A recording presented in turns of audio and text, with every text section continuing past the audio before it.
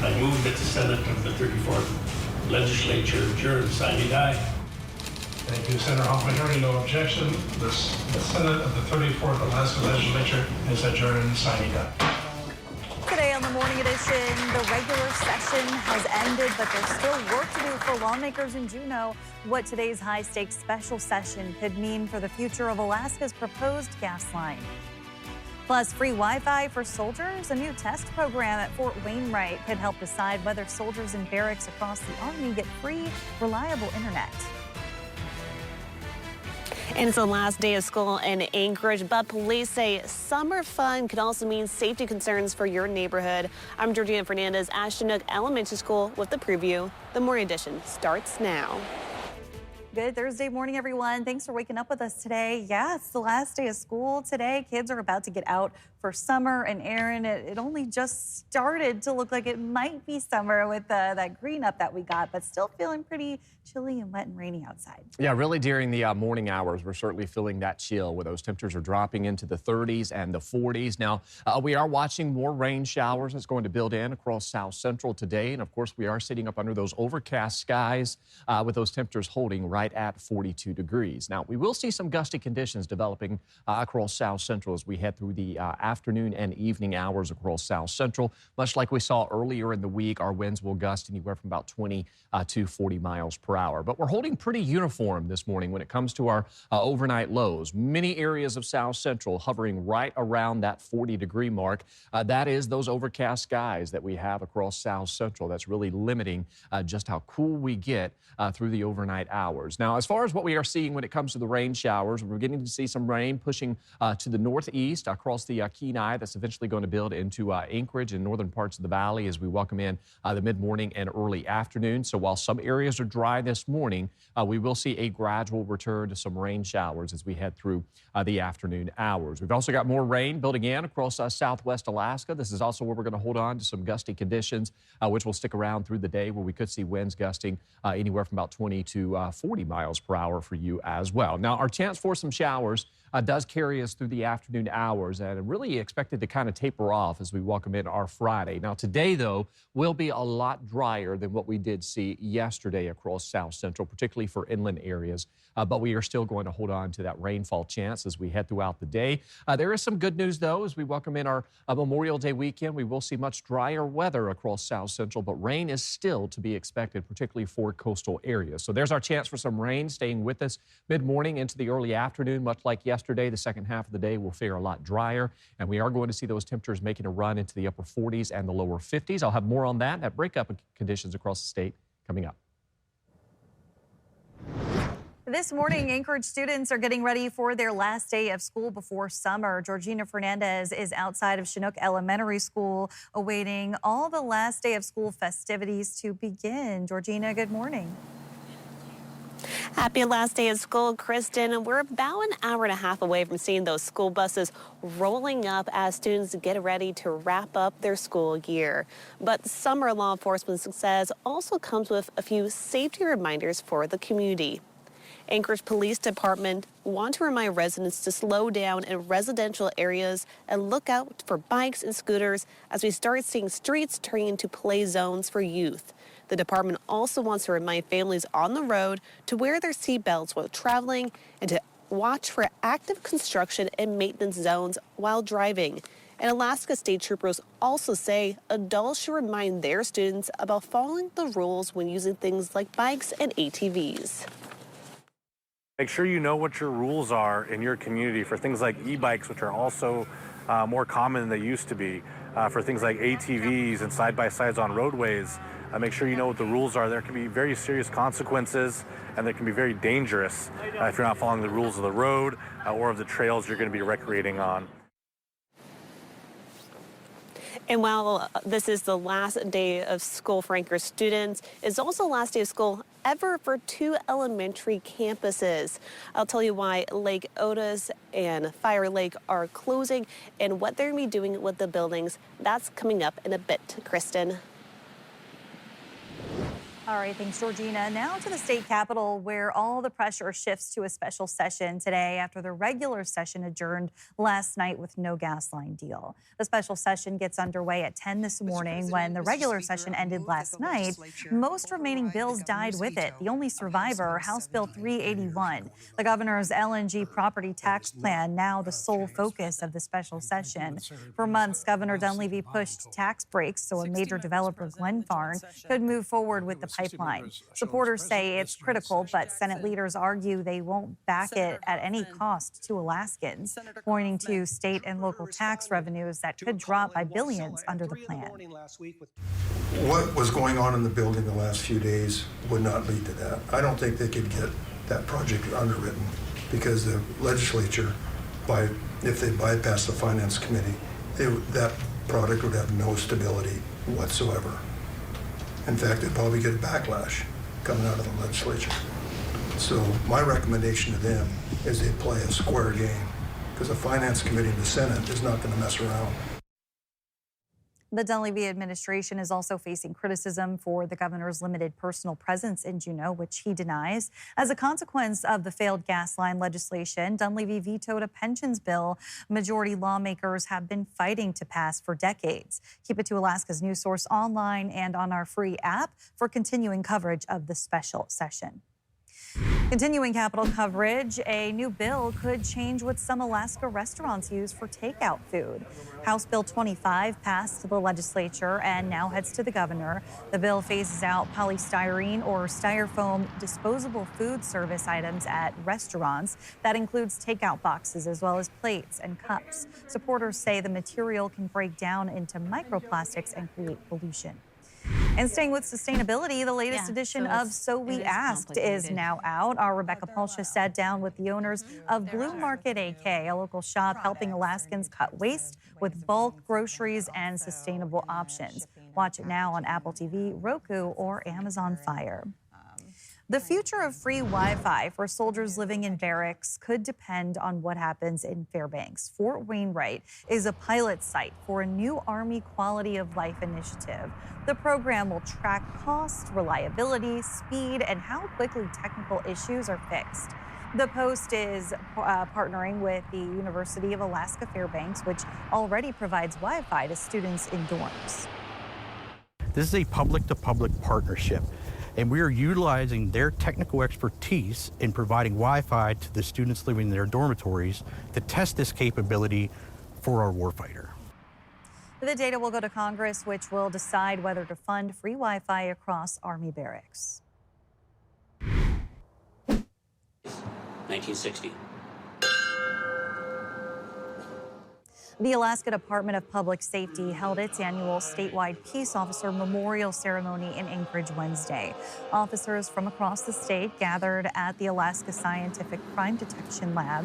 They honored the 69 local, borough, state, and federal peace officers who have died in the line of duty while serving Alaskans. Their names have been etched into the memorial. These are not just names carved into stone. They are our family, our friends, and each with a story, each with a legacy. Their dedication did not depend on jurisdiction, badge, department, or uniform. They served one mission: to protect the people of this great state of Alaska. This ceremony included top public safety leaders, including the U.S. Attorney for Alaska and the Anchorage Police Chief. A new bell was also donated to fallen heroes and their families by the chaplains and Anchorage Police Department. Hundreds of people from the 11th Airborne Division's Spartan Brigade summited an Anchorage Mountain Wednesday in memory of those they've lost. Joe Alga joined them for the experience. I joined a group of paratroopers climbing to the summit of Gold Star Peak, and as you can see behind me are dog tags of those who were lost, memorialized by those who survived them. As you guys progress throughout your military career, just try to keep those past memories alive. Carry it on, all right? Because if you don't, they're going to be forgotten, and we owe that to them for them, not to be forgotten.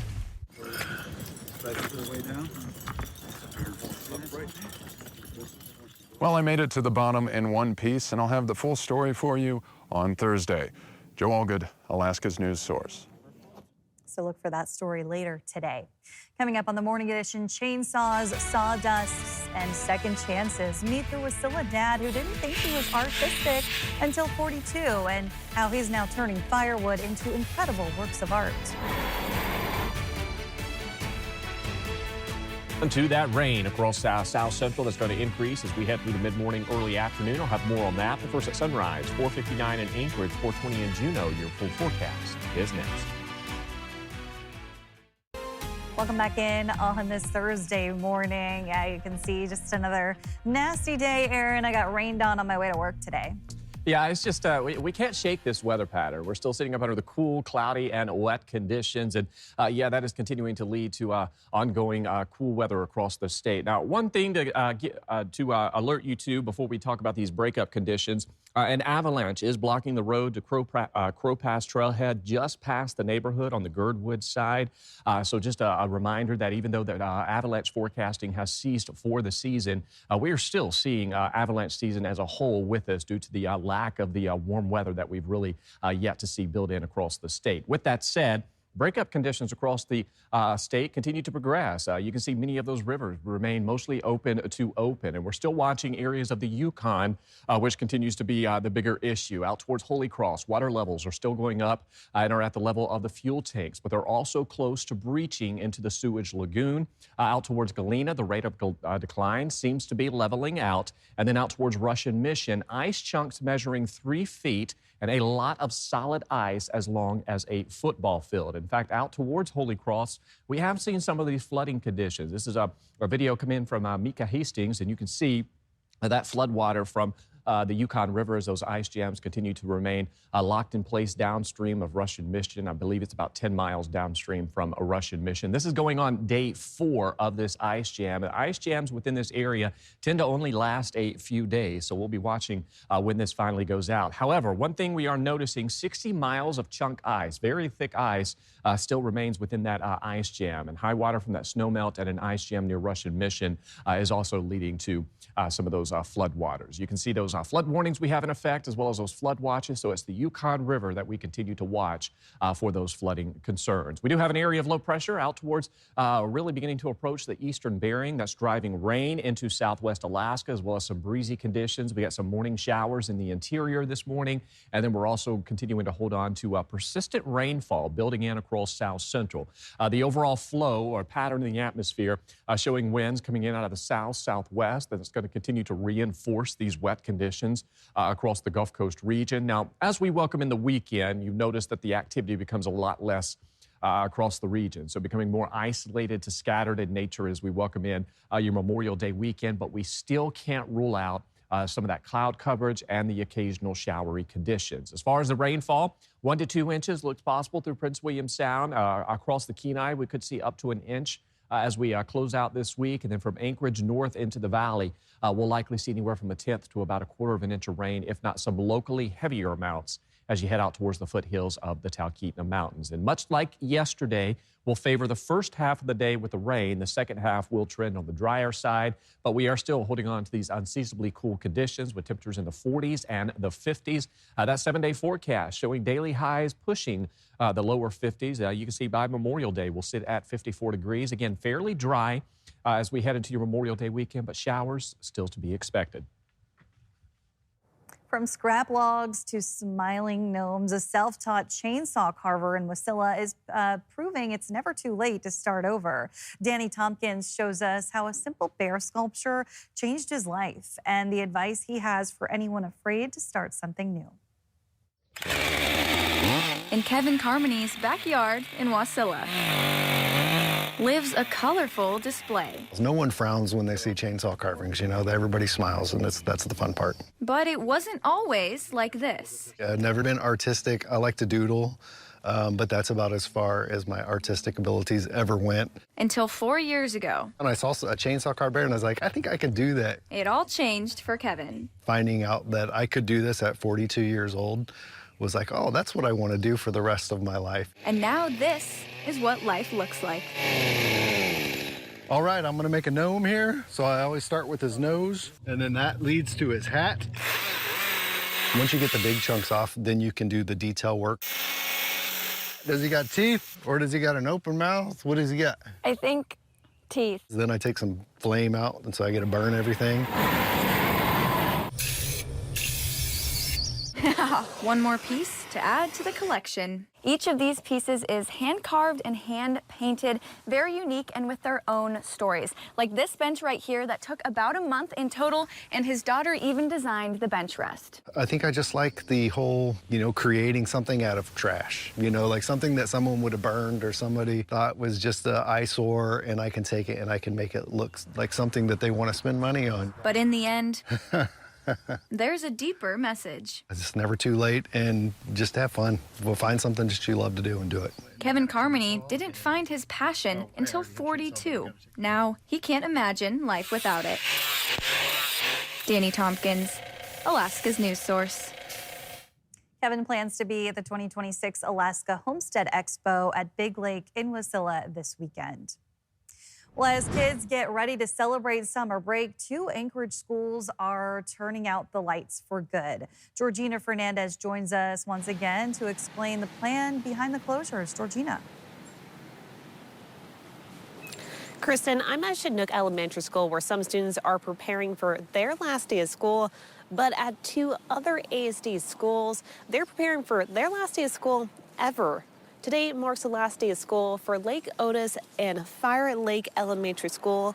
The schools were both voted to be closed back in February as part of the district's right-sizing agenda.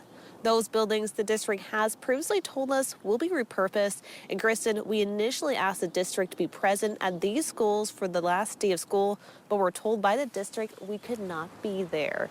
And Kristen, coming up, we're going to talk to the Chinook principal here about her last day of school ever. Kristen. All right, looking forward to it. Thanks, Georgina. Thanks for listening to our podcast. Click subscribe so you can get the latest podcasts from Alaska's news source automatically. And stay up to date with breaking news and in-depth reporting. Available for free 24/7 with the Alaska's news source app.